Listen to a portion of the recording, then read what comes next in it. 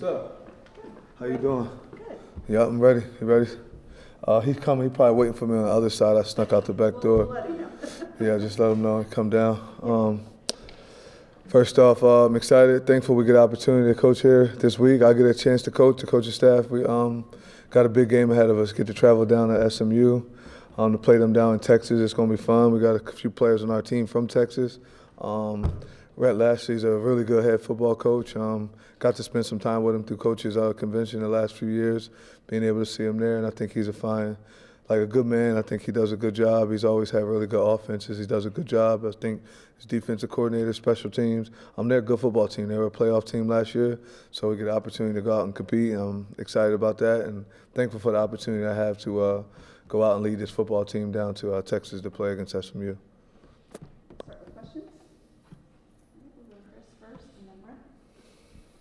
Fran, you mentioned after the Duke game that it seemed like at times Duke seemed to know what was coming on defense.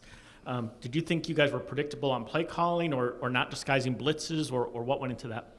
I don't know. We just got to get better at that. So we're trying to move on. And actually today I'm feeling a lot better than I was yesterday and Saturday. So I moved on to SMU, to be honest with you. But we're going to have some things fixed up. We just got to try to keep working.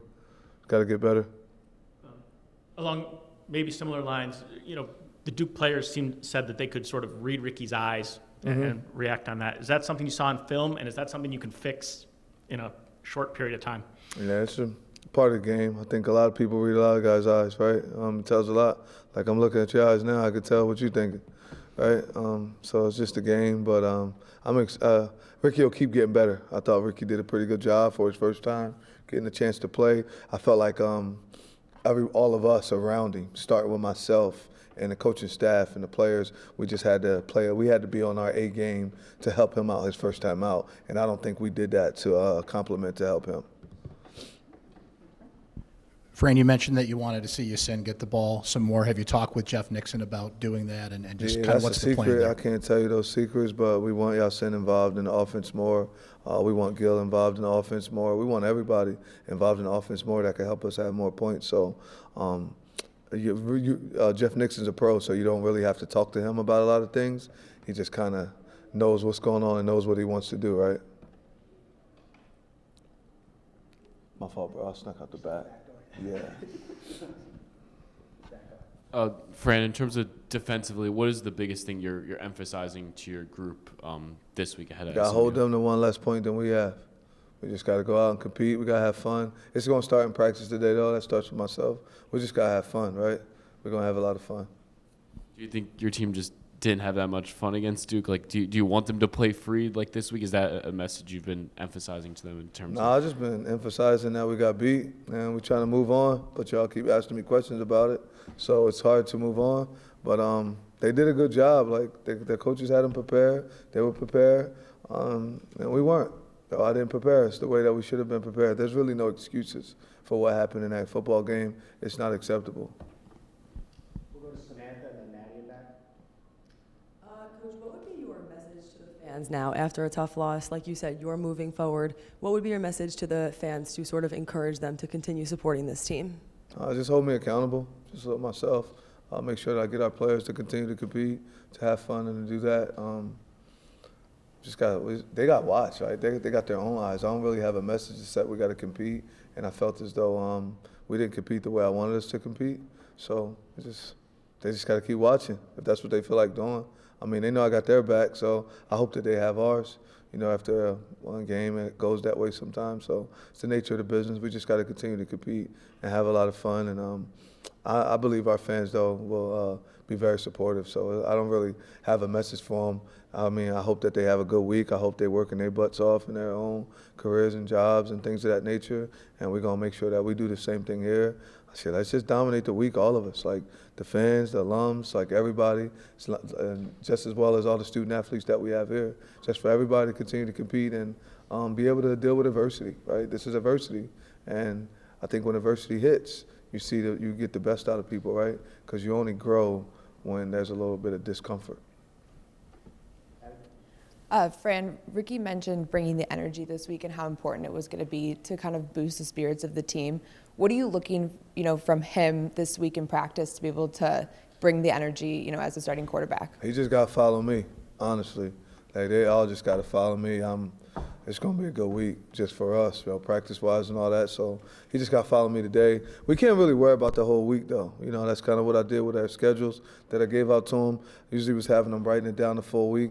We got to be a little bit more mature right now, and I don't think our guys can truly handle looking at the entire week. So what we're doing is just focusing on one day at a time. So they're going to write down that day. We're just going to focus on Monday, and then we'll take it day by day to continue to grow.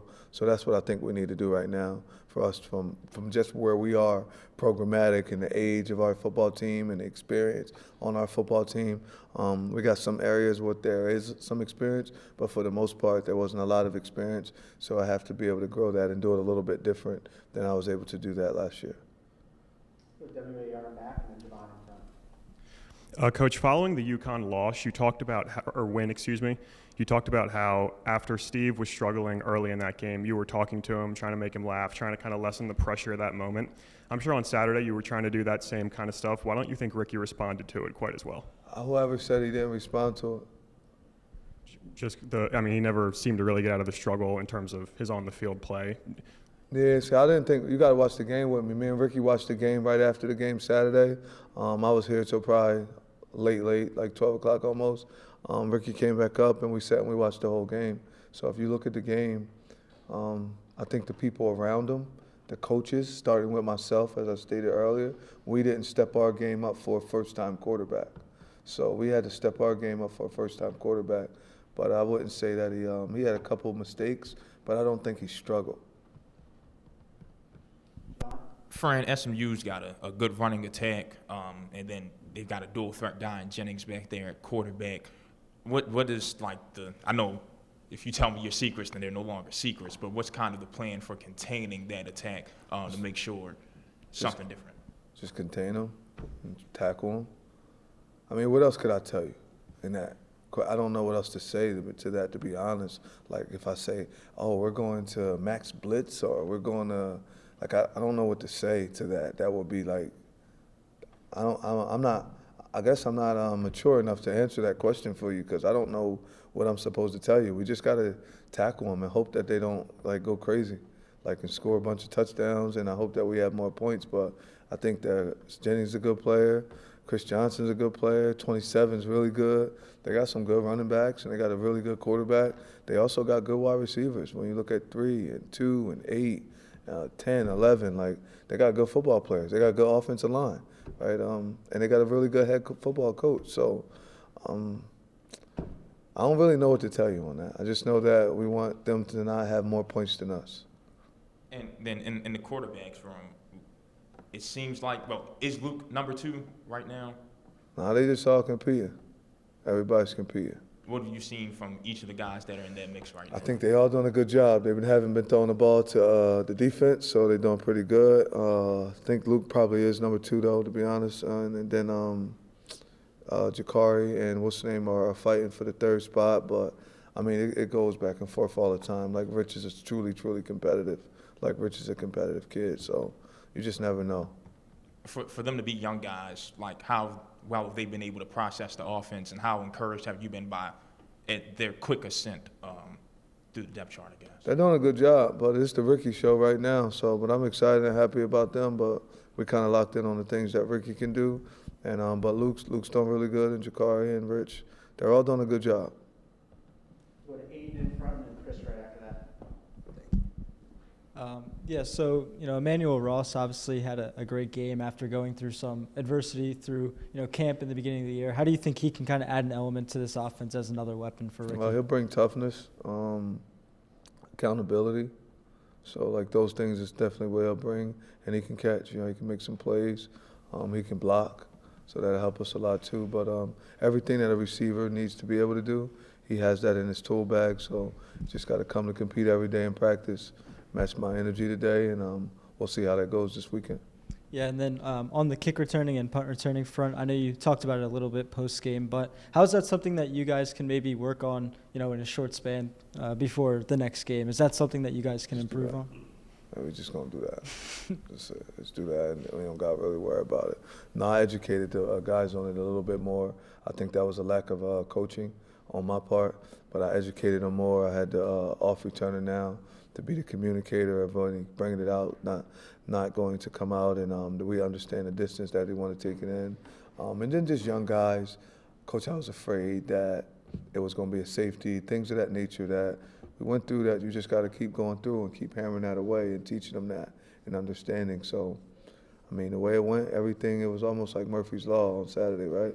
So it's pretty cool when it came to that. We learn from it, right?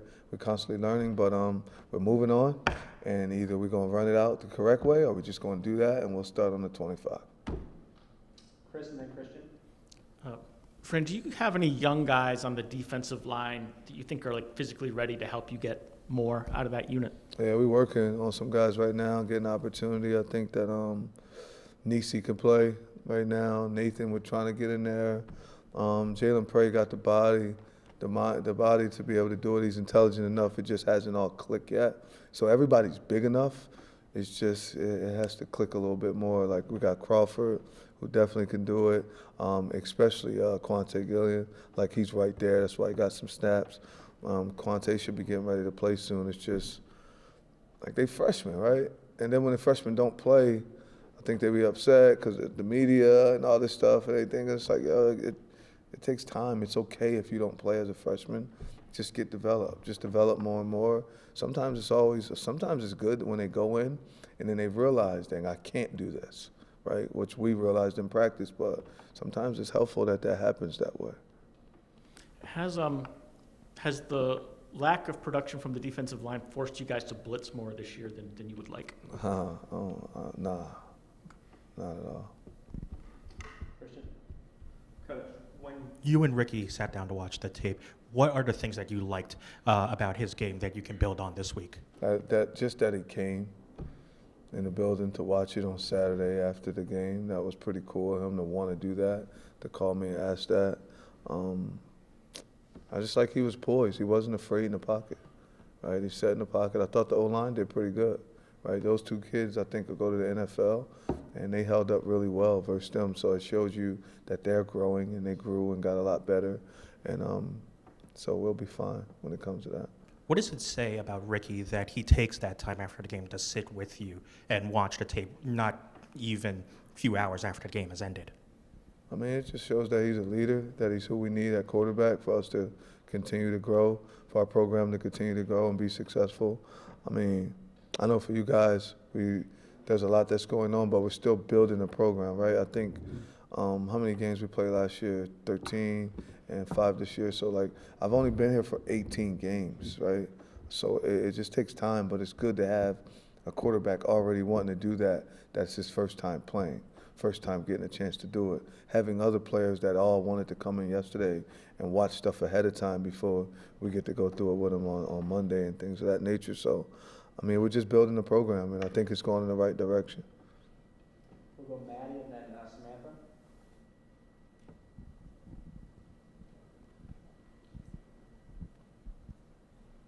Samantha. Fran, when you're talking about maturity of some of the younger guys with a little bit less experience on the It's team. not always the younger guys with the maturity. For It's the, a mixture of everybody.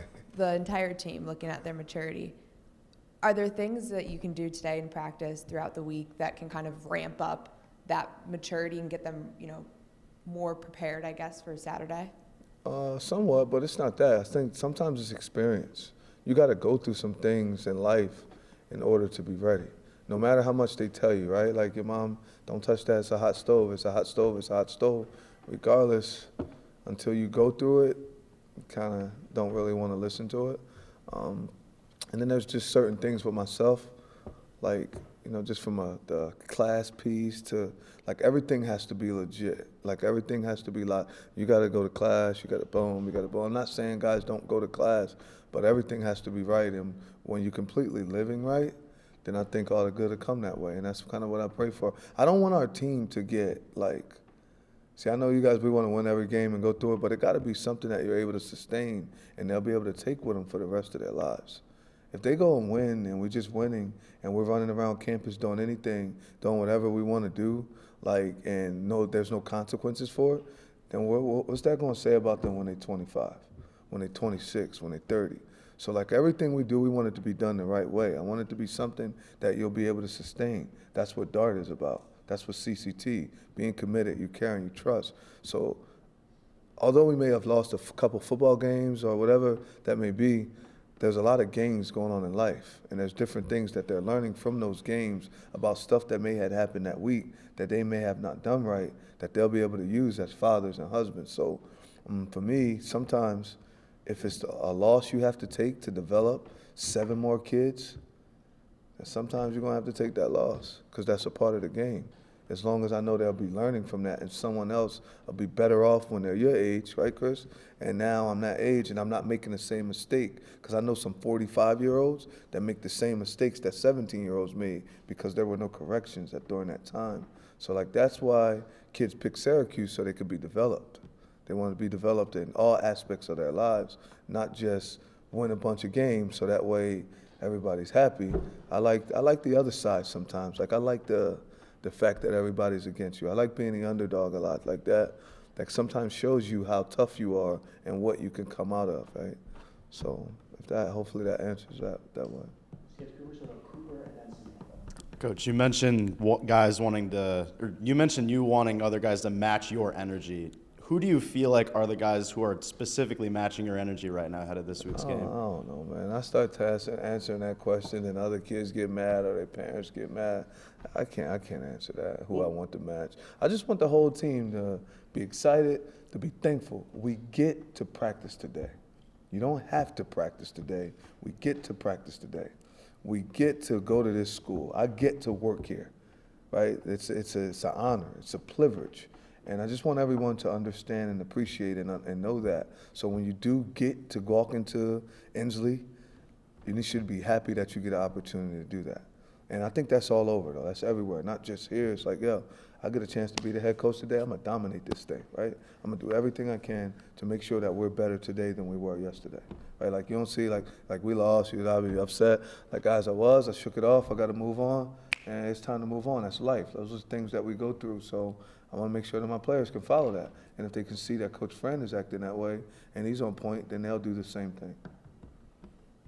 Pass that right behind you, Samantha. We'll start last question. We'll go Samantha and then finish with Javon. You got to finish with Javon because he's going to ask the hardest question. Somebody else go after him. It's going to mess it up. Yeah, because this guy. You mentioned earlier in the beginning of this press conference that you previously had players writing down weekly schedules, but you switched your approach. What is it now? Is it daily schedules? Yeah, just daily. Just so that way you can narrow in on things, because things change. Right? You might write something down for the whole week, and I have that because I try to do it. But I'm more of a, things change sometimes, right? Like, for instance, let's say Steve had wrote that down for the whole week. He got injured, so like down that schedule changes a little bit. So we're just going to stick to just one day at a time, locking in one day at a time, we're working on making sure we're process-oriented. And I think breaking it down to days will help us. Then when I go to practice, I could be right there focusing on that process, during that drill, during the things that I'm in. When I'm in class, I can do that. So just trying to break some things down. Do you check those schedules? Yes, I do. Okay. Yeah, I used to just check them all on Monday. Now I got to change my schedule so it'll be daily all the time. I got to watch the things that I say because you are very particular about the way you ask things and all, and I like it. It's really good. You challenge me a lot. Pretty cool. Javon, and then one more after. Fran, is it safe to say Byron is progressing the way you wanted him to, the way you envisioned him once you first Byron got him Washington? out? So, yeah, like Absolutely. He's playing a lot of snaps now. Yeah, Byron's one of the leaders on the team, and he's only a freshman. Like, Byron's a leader. Some of the stuff that he's done, I won't say exactly what it was, but Byron, so just think of all of us, we're all adults. Byron lost over 50 pounds since he's been here. And he's trending in the right direction to go. If everything continues to go the way it's going for him, Byron will be a top 10 draft pick when it's time for him to come out. He's doing well in the classroom. He's doing well here. He embraces hard work, right? I'm really proud of him. Like, I'm really extremely proud of him. I'm happy for him. Now, he's still 17 years old, so there's a lot that he's still going to get better at and do as it's going on. But I'm proud of the kid. He's working hard. He's one of the leaders on the team, leads that freshman group, and a lot of older guys in the room that are adults almost, they kind of listen to the things that he says. And then with Ricky, you talked about Saturday's film session. What is it you like about Ricky when it comes to how he watches film and the way he can communicate He our with you about what quarterback. he sees? And He's a quarterback, but we sat there and we talked, and he took a lot of blame for certain things, and he just was watching his stuff, and we was just going through it. I had him teaching me the whole time. Show me this. All right, tell me that. What were you thinking there? Why'd you move your feet like that right there? Why didn't you sit in there and be comfortable? Dan, that could have been a better throw if this would have happened. And we just went through every play like that, and it was pretty cool to be able to sit there and do it. We got a little bit closer, right? We got a little bit closer just from doing that. I mean, he understand. I know he got my back, and he know I got his. And I think that's what it's going to take for us to finish this mission. Last question, Lord Christian. Coach, with SMU joining the ACC last year and the success they've already had, what have you seen from their program that you want to see and implement in your program to get them in the right direction, like SMU was in the ACC championship game last year? I haven't followed their program like that close to say what I see in there that they done or what it was. I do respect who their head football coach was. I'm not 100% for sure about what his philosophies and things of that nature are, but I like the way that he wins. I like the way that his players are playing on the football field. I think he does a good job schematically from watching that, but I don't know the day in and day out things that are going on in his program. I just know he's a winner. He's been a winner everywhere he's been, and I think he's a good guy. And I think he got some good coordinators. He has some really good assistant coaches on his staff. So, I mean, those are some of the ingredients that it takes to do what he's doing. So I'm pretty sure that he's doing everything else right with the stuff inside the building. But I don't know him well enough or know that program to really tell you this is what I want. But I wouldn't mind being in the playoffs and being in the conference championship. So he's done that, and I admire that, and I like it. All right, thanks, everybody. Thank y'all.